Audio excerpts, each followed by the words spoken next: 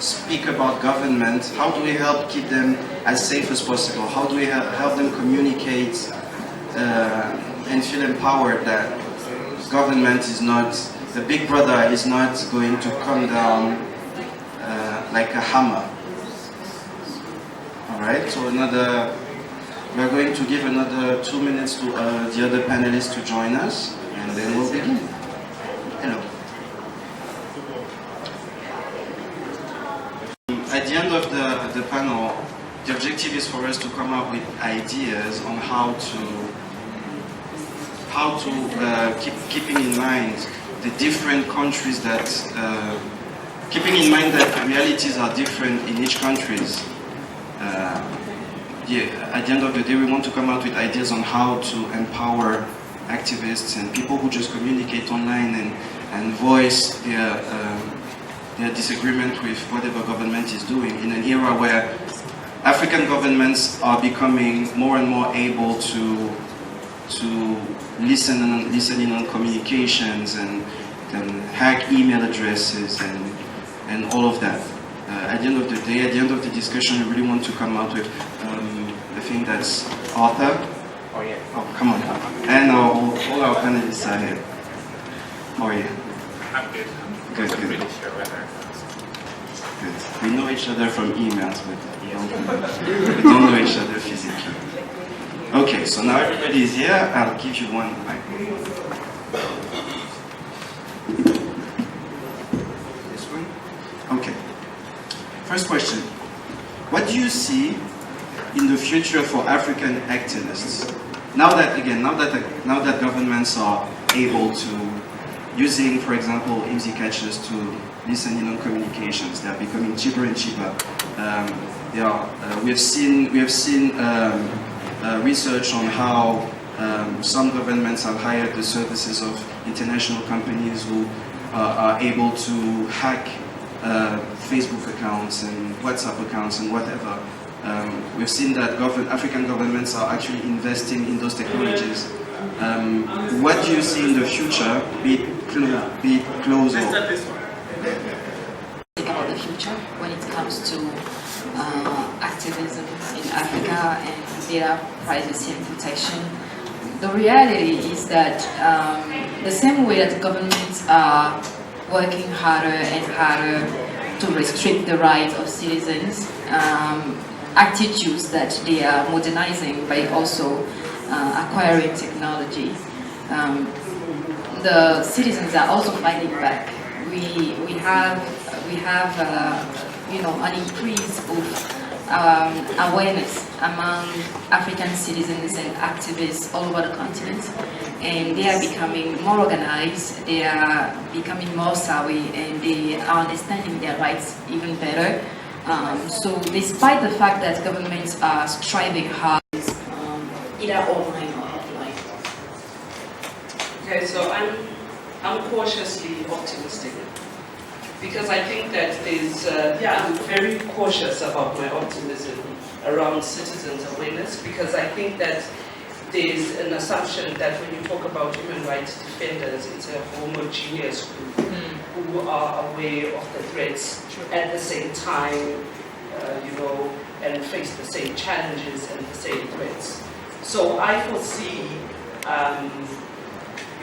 that variation in human rights defenders understanding on the need to be cautious, because there's also this false optimism that governments are slightly more tolerant. If you look at the number of human rights defenders that have been arrested and gotten out, right? You are arrested, you go through a court case, and then you are eventually released. So I think that the challenge that we're going to face is a widening of the gap and variations in this group, which is definitely not homogeneous. We need to be able to classify within our context that we do have very excitable activists like myself. Then we have very sophisticated ones. So I see that widening gap between those who are aware and those who are not aware, and those who are able to respond and those who are not sure whether they're actually responding. Yes. Hello, everyone. So in terms of the future for activism and activists in in Africa. Indeed, there are differences. Indeed, there is a need to understand those differences. So for me, the future, right now, the emergency lies into researching those specific realities and threats. We are all aware of, very aware of the tools that are used in Northern Africa, for instance, and who are the European companies who sell them, but we barely know about what's happening in West and Central Africa. We have suspicions, of course, that journalists who do a tremendous job trying to put words on these wrong situations, but there is a need for scientific and technical understanding of what's happening. The same way that we know that journalists, Mexican journalists, for instance, received spam phishing emails, and we gave a name to that. I forgot the name, sorry, of the Trojan horse that was used, but at least we need a better, it's very urgent, because as I was discussing yesterday with Farida, we at Internet Without Borders think that there is definitely a war being led at the moment, and there are two, how do you call it, tranchées in English. Two sides, yes. Two sides, two factions, indeed, in this war, and it's we're not using this vocabulary to scare. It's just to show the emergency of being as sophisticated as the adversary is, which is the adversary works with very competent surveillance companies coming from places of the world in northern part, right? We call it the North, the Great North, and also this company do have interest in operating in testing. I'm sorry, it's been like the fifth time I'm using this word, but it's just because it has shocked me so much to find out about Cambridge Analytica and find out about other companies. Yes, there needs to be technical and scientific sophistication of our knowledge as activists, what threats we're facing.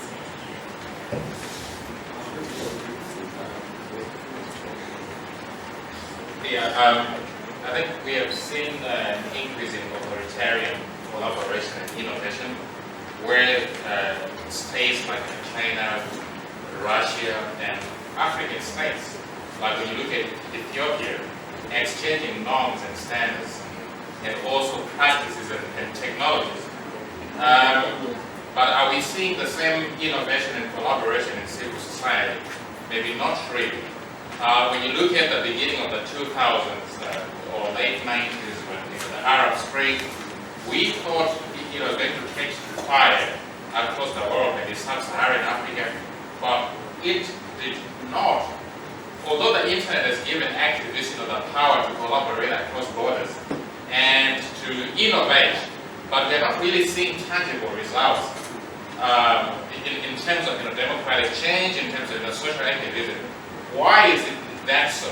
I think when you look at research by Jennifer Pan and a few other researchers, they talk about online activism not translating to offline activism. We have civil society organizations focusing on digital rights on the one hand, and then we've got other organizations focusing on offline rights. So what we need to do is to ensure that we connect our discourse to traditional civil society organizations. As we are talking today, here, there is the NGO forum in Mauritania. Are we connecting with our colleagues? How are we translating online activism to offline spaces? That's the challenge. I find that really interesting that you see some optimism all the way down to some cautious optimism. Nobody said there's no future. Nobody said, none of you said, I don't believe that activism has a future because technology, because governments are investing so much money on tweet tabs or on activists. I find I am much more, what's the opposite of optimistic? I'm much more pessimistic. Thank you, don't judge me, I'm judging. And I find that very interesting that people who know much more about what is going on the continent have a good idea of what is going to happen. Just a quick, raising hands. And again, that has been done on Twitter by Paradigm Initiative. I found that really interesting. There was a question asked on Twitter, who in Nigeria, I think it was only located in Nigeria, felt comfortable discussing online, didn't feel threatened to communicate online. I think 48% of the people who participated in the survey said they felt comfortable. They felt that there was no problem for them to say anything they wanted online. About 12% felt they didn't really know, and the rest felt the government may threaten me. I'm sure that this number will be much, much lower in Cameroon, in Chad, in Togo, and in different countries. So it's good to keep that in mind. Do you think, is there such a thing as good government surveillance for activists? We are not going to say, I don't think anybody believes that the government should just give into anything and just let anybody say anything they want online. They should, do you think there should be some surveillance? Is there such a thing as good surveillance? Anybody wants to chime in?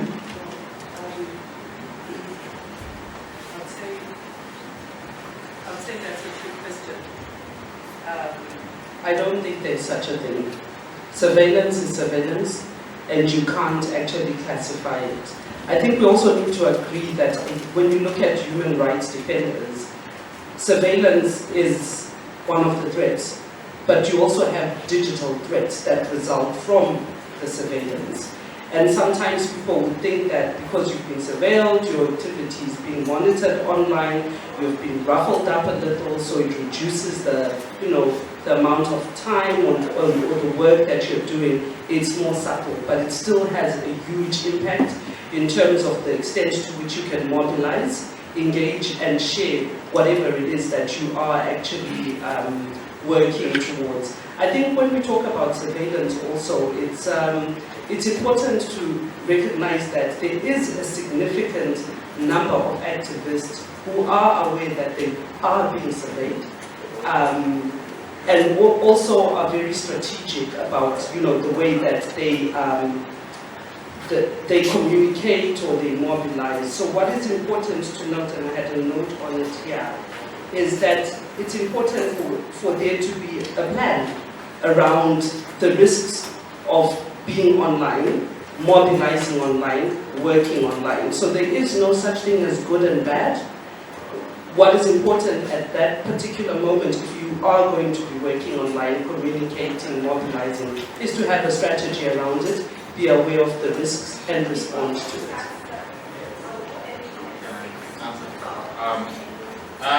Well, I think I'm going to take a slightly different approach and look at international standards, like Article 17 of the International Covenant on Civil and Political Rights, Article 12 of the Universal Declaration of Human Rights, Article 19 and the Human Rights Committee General Comments. Because Africa, as we know, Kenya is facing threats of terrorism and new threats. Terrorists are innovating ways to threaten our security every day.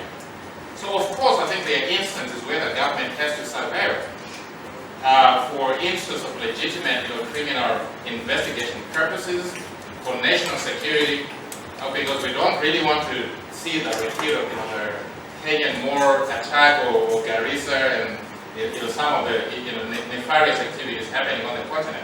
But the international standards are very clear on what good surveillance is.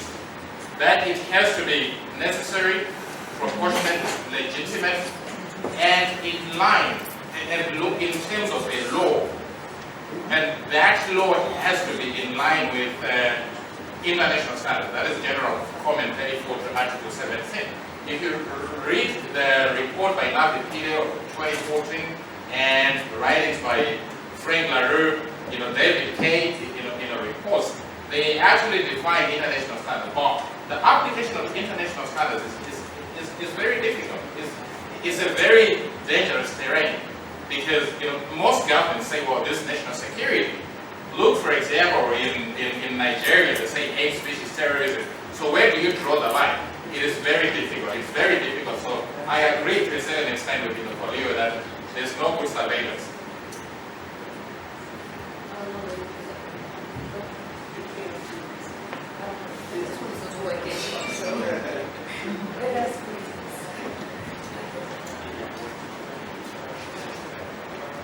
So when it comes to surveillance, I don't even think that we can put good and surveillance in the same sentence. For me, it sounds more like an oxymoron. For countries, you just mentioned international standards, which is great. I am a bit uncomfortable with the fact that we assume that we have government that really care about international standards. Many of our countries are actually ruled by despotic regimes, over half of the continent, and that is data according to the, I'm going to copy from the Freedom House, but according to them, about 52% of the countries on the continent are led by despotic regimes. When these regimes have full control of all the institutions in the country, they control the judiciary, they control the parliaments, they control the police. Data surveillance is only used for one goal, to support and to sustain that regime, nothing else. When you look at the countries that have been struggling with terrorist attack, I would even consider them as being some of the least, despotic, or even some of the most free, like the freest countries on the continent. Like Mali is not a dictatorship, but they have serious issues with terrorism. Burkina Faso has been hit by terrorist attacks after the dictator left. Then we have Kenya and part of Nigeria. And I really, if any of these governments tell you that they are gathering data on their people to fight terrorism, even in that condition, even though they are not officially labeled as dictatorships, I will still be careful about it, because I do not really think that the terrorists they are fighting are doing their activities online, or are hiring or recruiting their members online. Very little. So they go into the rural communities. That's where they are able to speak with people who maybe don't even have access to internet. So they will use that as an alibi and say, we are fighting terrorism, and for that we need data on our people. But their definition of terrorism really varies from one government to another.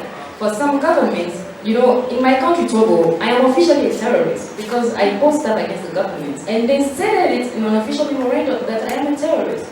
So you have a terrorist on your panel here. So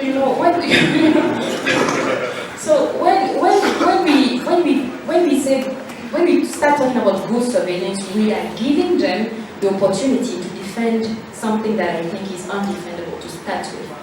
The people need to have a certain level of control on what kind of information their government can collect on them, in what conditions they can use this information. Government can also collect information, sell them to companies like Analytica to be able to, monitor our behaviors, influence our choices, decide on who wins elections and who doesn't, decide on what we consume and buy. There are so many uses for data, and we have to be able to have a control of how our data is collected and how our data is accessed, who has access to what. And until we have the ability to hold our government accountable, and we have the ability to implement strong institutions, I think we should not allow our government to implement surveillance, but they still do anyway, and that's what we're trying to change. Yes, just totally agree, and to insist on the importance of counterbalances. We indeed understand, because that's the reality. There have been terror attacks, as it has been reminded, but it's also true that most of the terrorist attacks were prepared offline, not necessarily online.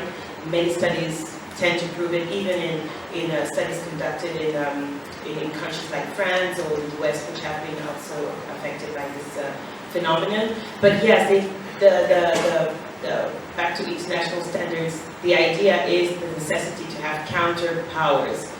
either through an independent authority, which will, grant access to data collected, which will make sure that the data collected are saved in the server in the country, with limited access given and granted to certain types of professionals and others.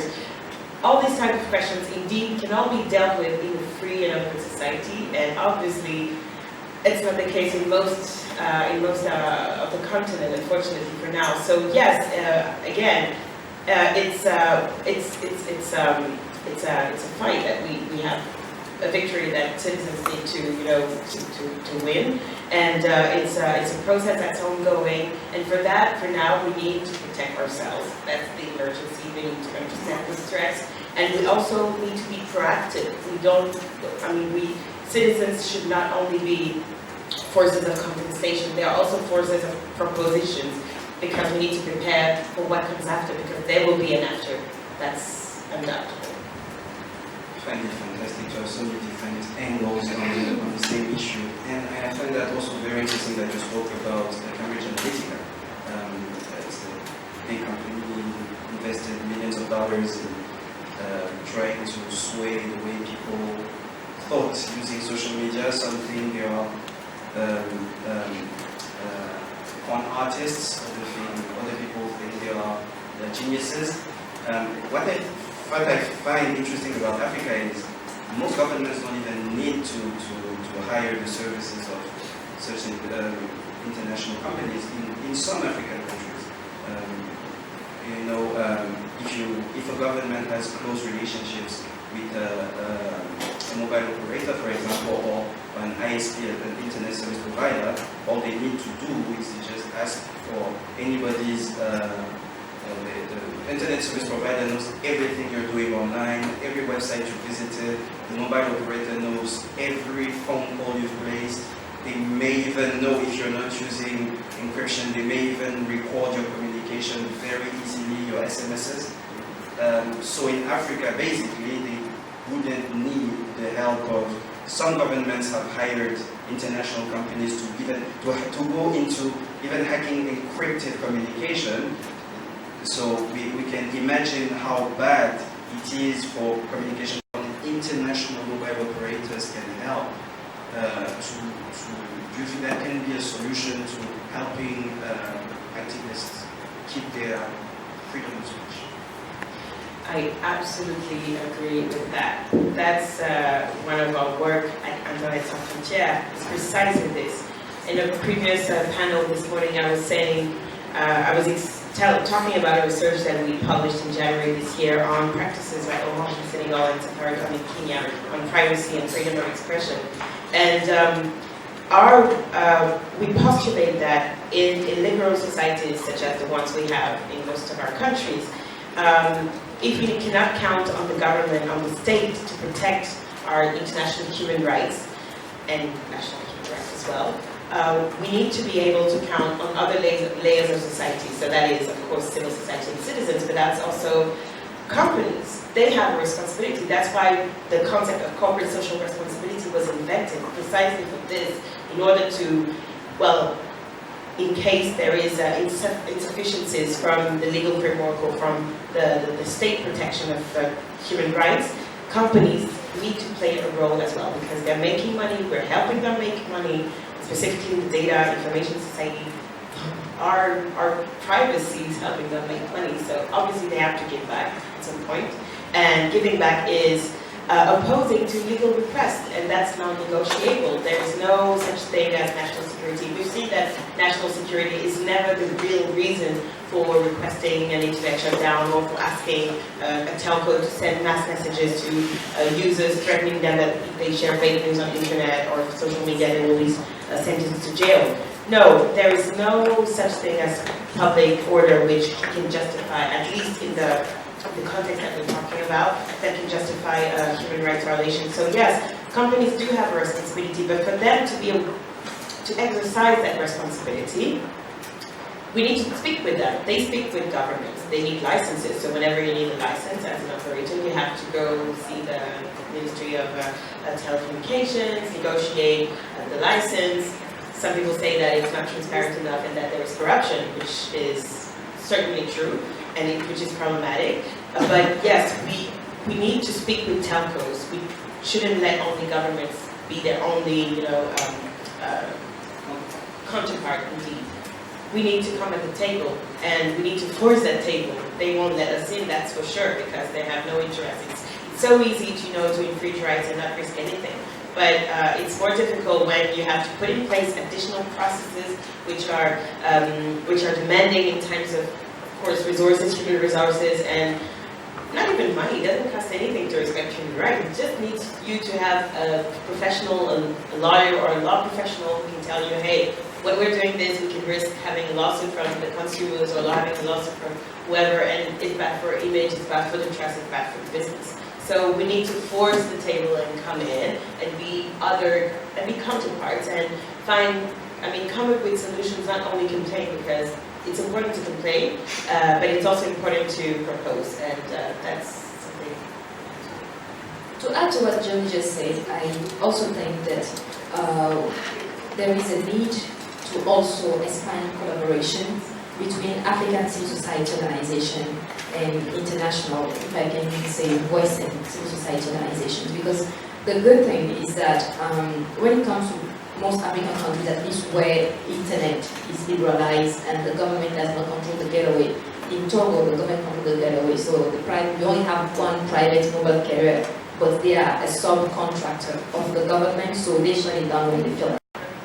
Maybe one, it's really interesting that you're talking about Facebook, Google, Twitter. What do you think their role is and will be? We see that in China, for example,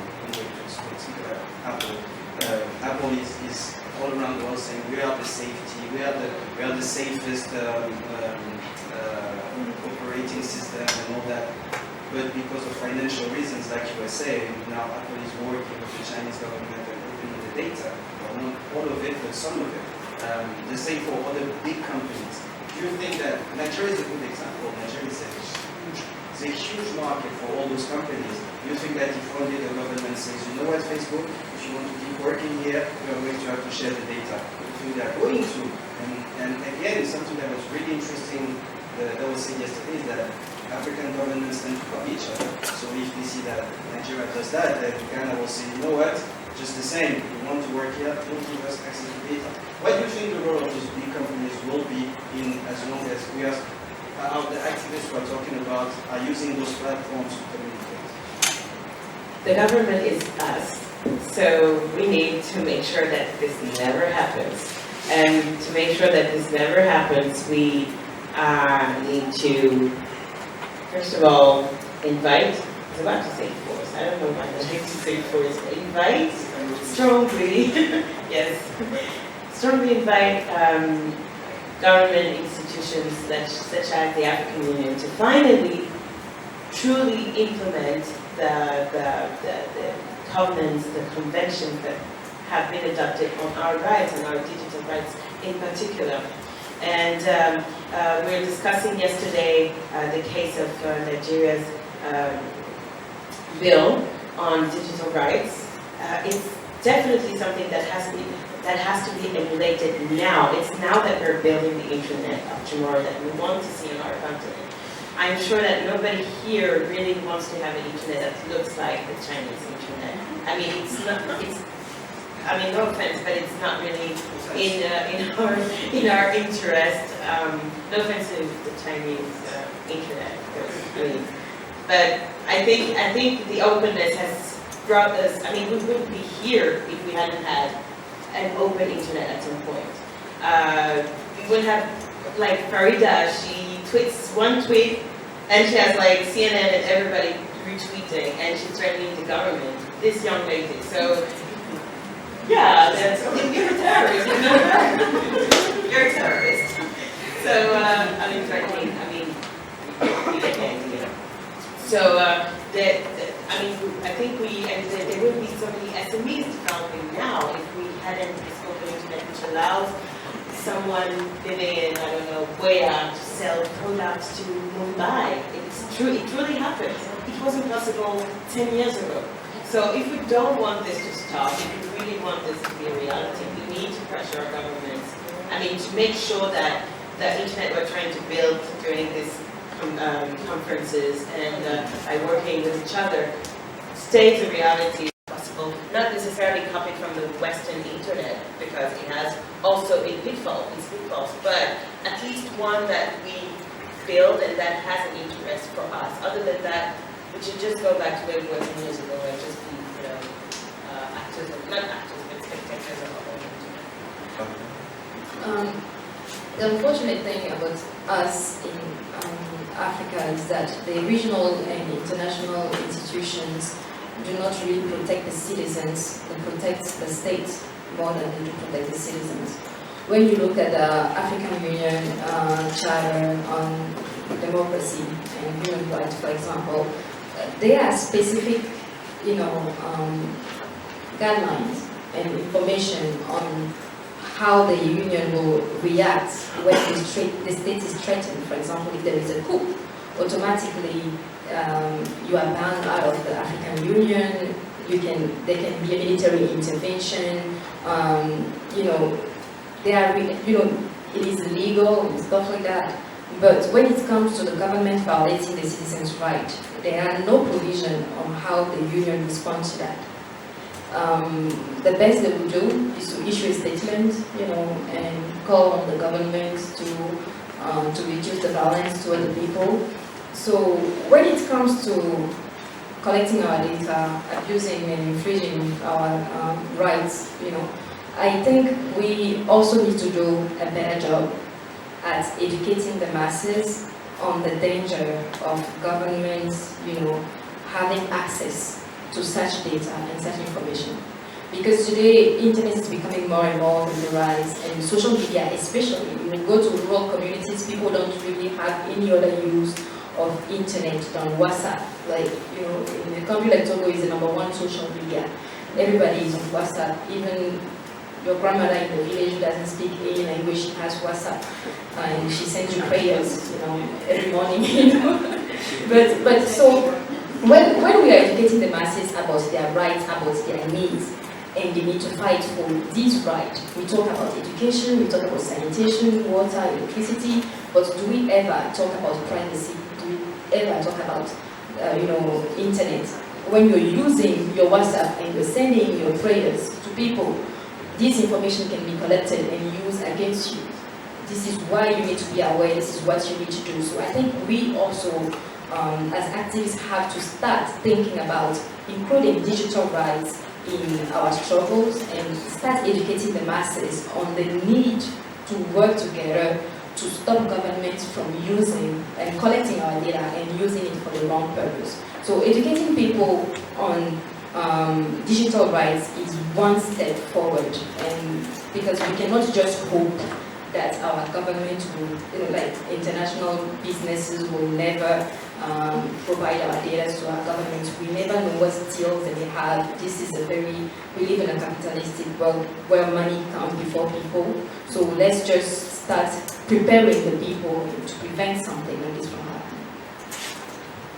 Well, so for me, I think it's really about paying more attention to our data protection bills for a number of African countries, because I think it's like 17 that actually have them, to pay attention to the process and explore the extent to which certain provisions can be manipulated and deal with it from the onset in terms of the technical support that we will be offering in civil society to the drafters of the law, taking greater advantage of our internet governance, local, national internet governance forums and conversations, because a lot of these conversations are very high level. A lot of internet governance forum platforms are still run by governments. Invitations are selective, so the work we're doing is really scattered, and you don't actually know at which point you will actually be of influence. And I think at a regional level, it's also, none of us are really paying attention to the Declaration on Internet Governance that was endorsed at the last African IGF. But I think we need to pay attention to it and start holding our governments to account at that platform, because a lot of us attend it and it's like talk shopping, ticking boxes. But I think that as human rights defenders and activists, we need to start going to that particular platform with an agenda and making it a platform where we can hold government to account, because they're definitely going to be there. And we are there also on the sidelines, but I think the sort of input that we have in terms of reflecting on what was said in the previous Internet Governance Forum is not there and it's not felt. So our governments get away with a lot of things. I think if you listen to Henry Miners yesterday, I think we need more of Henry Miners. Why? Because it transcends digital rights and offline rights. So I think in terms of future of any activism or social movements, I think they actually have to start maybe something offline and then they spill over online. Because I think online discussions, there's what we call horizontal discussions. Yeah. If you read, I think there's an article which is called Anaconda in the Chandelier and a few others that say, telcos and governments, they are in codes, they work together. They actually say, well, these citizens, they can bleat as much as they want. You can criticize Mugabe, you can do whatever you want. But what they don't want to see is to see those discussions spilling over offline. Once they spill over offline, if you can speak the language that resonates with your grandmother or your grandfather or your cousin in the village, that's what the telcos that are controlled by the government don't want to see. Because we are beginning to see that most of the telcos are controlled by the government. They are taking the Chinese model because China is controlling sub-Saharan Africa. So how do we need to do that? Let's look at Zimbabwe military intervention. How did it start? It actually started offline. So it's about knowing who is the levers of power in society. Like those people who started the Solidarity March started talking about it offline. And they convinced the military that we want this to happen. So during the military intervention in Zimbabwe, the internet wasn't shut down because the military wanted to take advantage of the internet to show to the world that this was a legitimate process. But how do we link the offline and the online? That is an ongoing challenge that we need to face. Thank you so much for taking the microphone. Before we get to answer questions from the audience, I've seen one in here, there's another one there, and then we can ask you. Because I can already smell the okra soup, because I discovered that yesterday, and I'm starting to look at it. It's very good. More seriously, this is a possibly impossible question to answer, but I'll ask you, do you think there is a way, because government, we are sitting here, we are discussing ways that we can work together to keep activists and human rights defenders safe, but it won't happen in the short term. Governments will keep investing on devices to listen in communications, and they will keep hiring international companies to hack phones and computers and so on.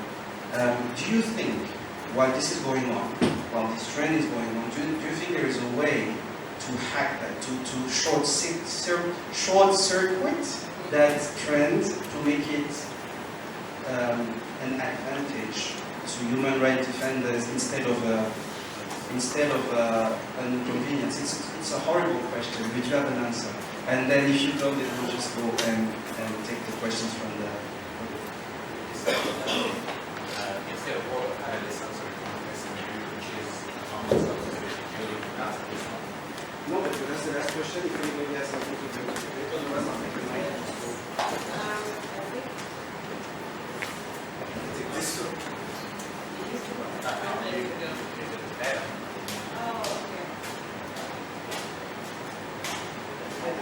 Is there a way to hack this?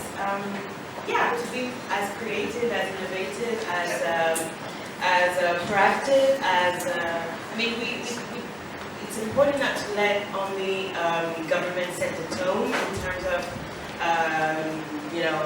struggles for rights. It's also important that we set the tone, and indeed, as it was mentioned earlier,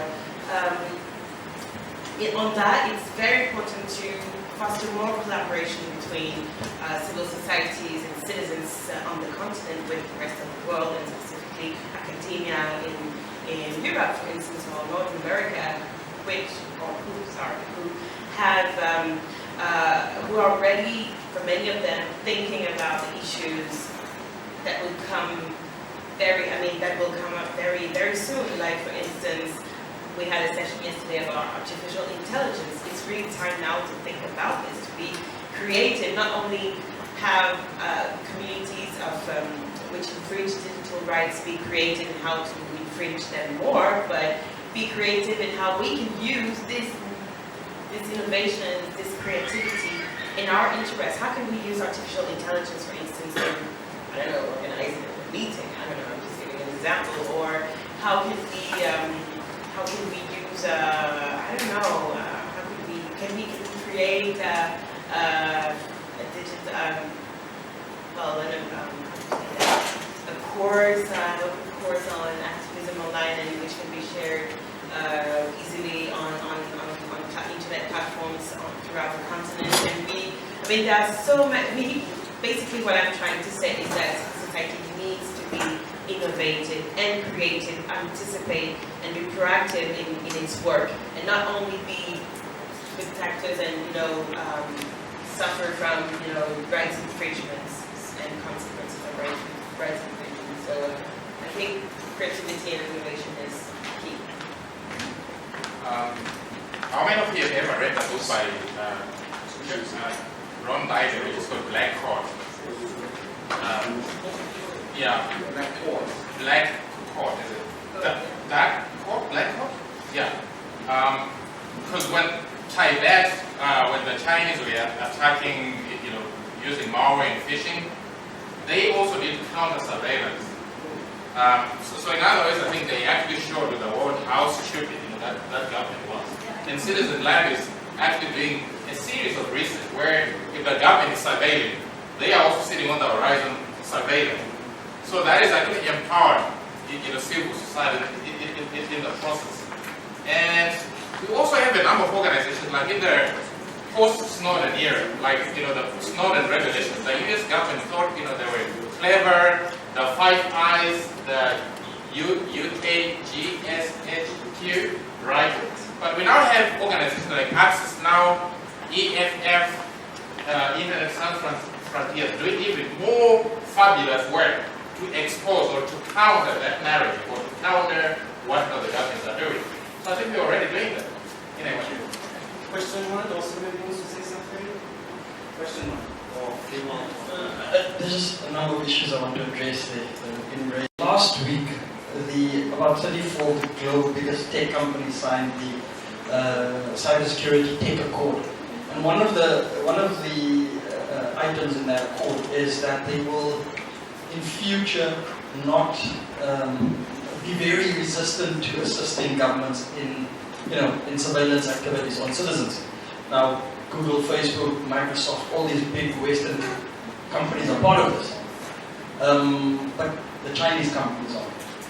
So we might face a situation where these big Western companies refuse to cooperate with our governments, and then be forced to retreat from our market.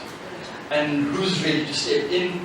Not just the big Chinese ZTE and Huawei, the big Chinese sort of hardware firms, but also the social media technology companies step into our market.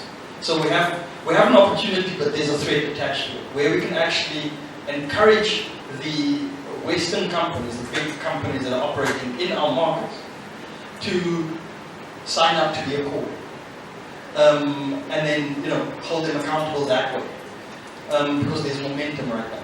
But the challenge is then, of course, from the east, as it always seems to be.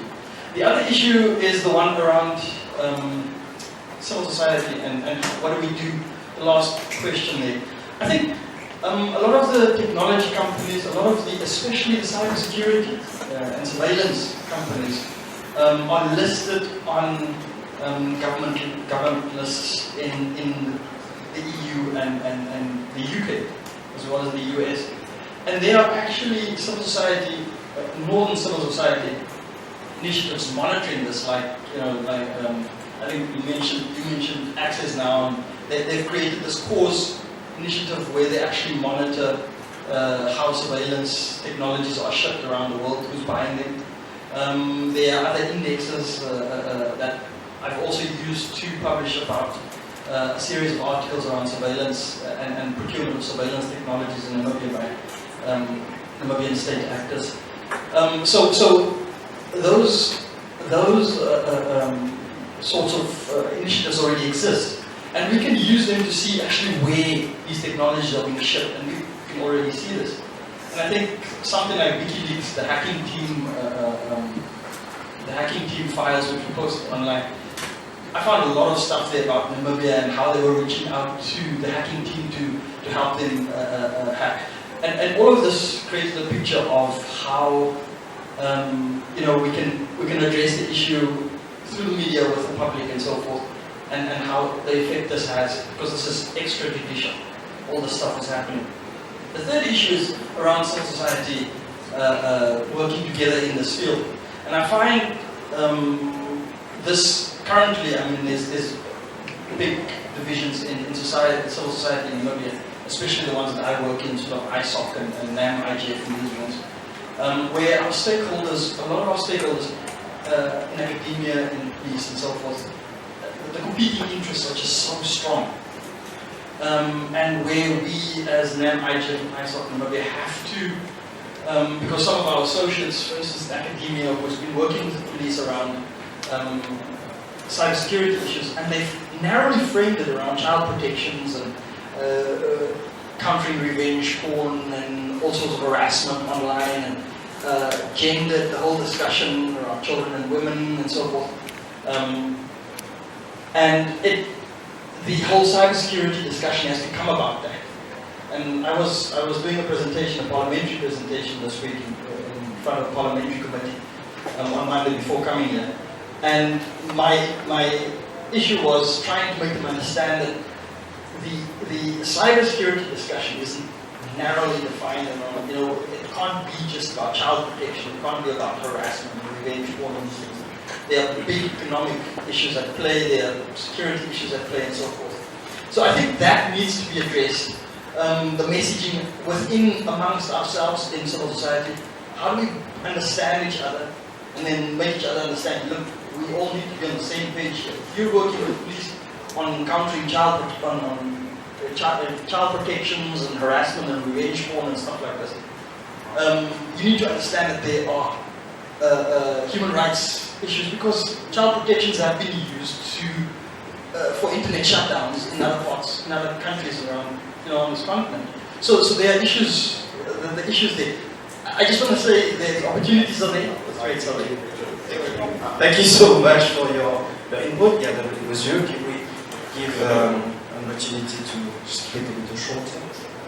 In as much as I agree with the panel itself on the fact that there is nothing like good surveillance, I'm going to use Nigeria as a case study with my question. Now, the northern part, not distant part of Nigeria, is facing some form of attacks, insurgency, precisely. And then, when the government approaches the telecommunication companies, ISPs as well, that shut down communication, having carried out due diligence on intelligence and security architecture, we needed to carry out social activities in the next 2-3 hours, and it's a shut down communication. And those telecommunication companies, ISPs, refuses in one way or the other to shut down, going to strike a balance, 1, 2. In the course of arresting or apprehending some of the insurgents, the government will discover that some of the SIMs registration they are using for communication is not registered. 3. YouTube allow the upload of their activities, these insurgent activities. Where do the good or the bad surveillance aspect comes in? If you are the government of today, don't see it from the angle that the government just clamp down on an online activity. I really need you to be sincere where we will be able to strike a balance with good and bad surveillance. Thank you. Maybe you want to answer that, or do you want to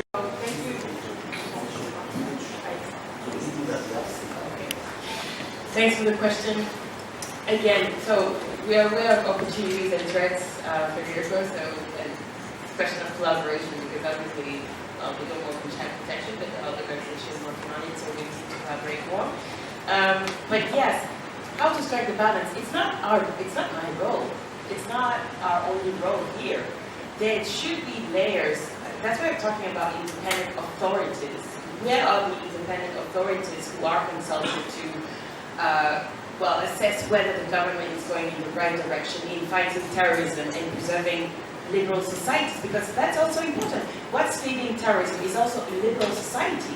So do we want a society where people feel like they're not free, and feel like they have no opportunity? Because that's another thing that we don't talk about. Terrorism is not fueled by online activities. It's fueled, first of all, by the lack of governance. That's the real first problem. So what I'm trying to say is that it's not your role, it's not my role, it's not only YouTube's role. There should be independent authorities, independent bodies, whose sole role will be indeed to find the right balance between security and liberty. Because we cannot sustain the fight against terrorism in the long run if we infringe on everybody's rights in the name of just fighting a small group, which is finally the case for this issue of terrorism. So, yeah, I think unless I'm done. Okay, we'll take it again. Activists. Being one of those really affected by the internet shutdown, the 2 shutdowns in Cameroon, the 93 days shutdown, and my personal story was actually shared online and offline and on print by Access Now at this hall. So I was exposed. I felt threatened at one time because after my story was published, I had some people who had to call me and were telling me, be careful, your life is endangered, you know. But now I had no issue anyway. But I have 3 questions. The first one is, as an advocate for digital rights, I want to know if the human rights defenders are able to stand for someone like me in the face of insecurity and threats from the government. And the second one, like Julie said before, digital rights is a new concept. So I want to know what International Frontier or other organizations are doing to empower other human rights defenders to better carry out their work. And the last one goes to Farida. You said you are a potential terrorist and oh, you are. Alright, great. So I want to know what keeps you going and what to drive and how you protect yourself. Thank you.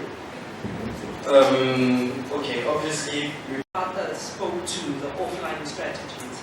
I think for me a very good model around support for human rights defenders after they've been exposed to some sort of violations is the coalitions. There doesn't seem to be any structured coalitions for human rights defenders in a lot of countries. And just recently, you can look this up, in Zimbabwe they've launched what they call the Citizen Manifesto. And it's been launched by a group called the Makamba Network. And I think that coalition sort of gives you an opportunity to look at your digital safety, do an assessment of the trends, and also be able to link you up with support groups, so your lawyers, so you actually understand what steps to take. But I think, another thing is in terms of your reporting mechanism. So we're all talking about innovation, but we haven't seen any development of apps, for instance, that are sort of immediate distress SOS panic patterns for you. To say, I'm in distress, I've had an attack at my house, I've received anonymous phone calls, and these are things that can actually be achieved by actually having a coalition. So you look up the Citizens Manifesto. What's also important is to have it structured in that it appeals to everyone. So you need to actually have a convener who relates to you and who actually is able to, make the things Arthur was talking about. Are they attending the internet governance forums are they interacting with the new issues?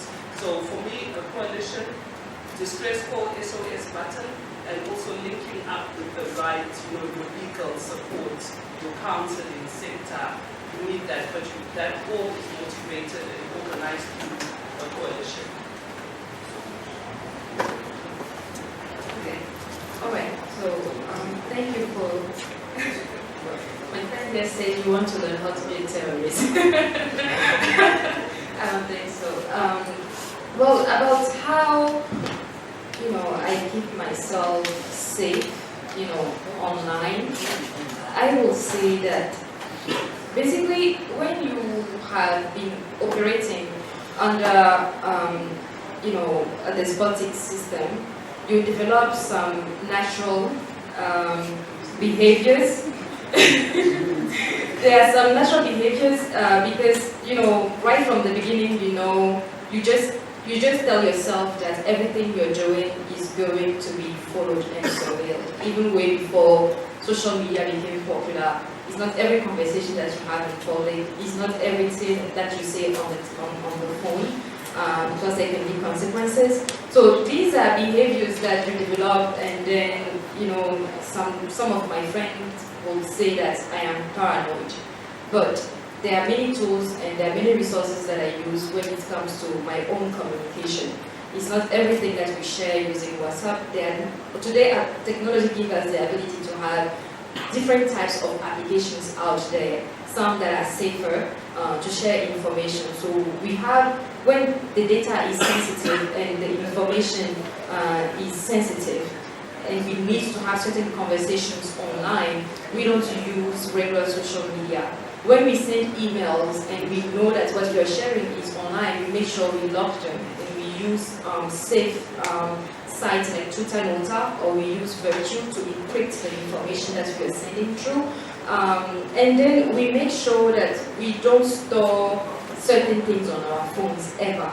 I, as a method of caution, I do not allow people to add me to social media groups that I have no control of, because I don't want to be associated with certain things people will say, and they will say that because you are in the group, you were aware that they were planning to do something like this. So if I don't know every single person on that group, or I don't trust some people on that group, I just join them to kind of like be on the safe side. So there are a lot of resources that are available today that you can use to protect yourself online.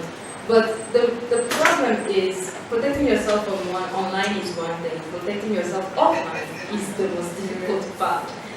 There's not much that they can find online actually to hurt you. We have activists in prison today who have been accused of possessing military equipment, and these military equipment are what, how do you call them?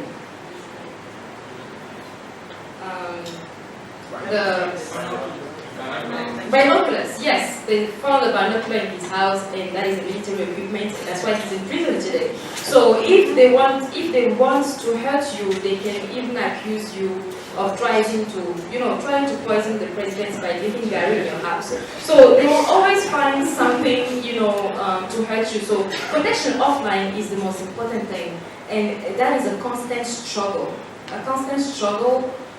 Especially when you are publicly known. There are people you have to avoid, there are places you have to avoid, there are certain things you cannot do. Basically, you become a prisoner in your own world, and you have to be able to make that sacrifice. And about your question in terms of what system is available there to help activists, being able to establish a form of coalition among different organizations and groups of people. So when our people are arrested, and we have specific medical doctors on our team who are the ones that attend to them, that go and assess them and know if they are tortured and if they need help, because they have killed them in the past by torturing them. We have specific lawyers that attend to them, because we cannot trust the lawyer they will assign to the clients, and every information cannot be shared with the lawyers they assign to the clients. They might go and report that to the government.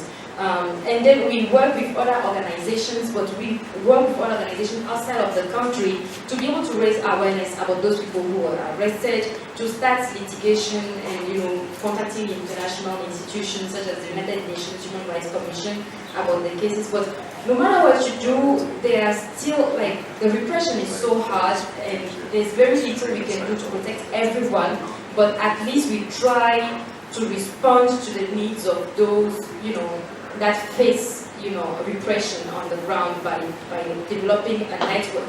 But, recently, even the doctors on our network were arrested themselves, and the lawyers were also arrested. So it becomes more and more difficult, and we just prepare. And somebody said earlier before that, I think that was Julie when she was saying that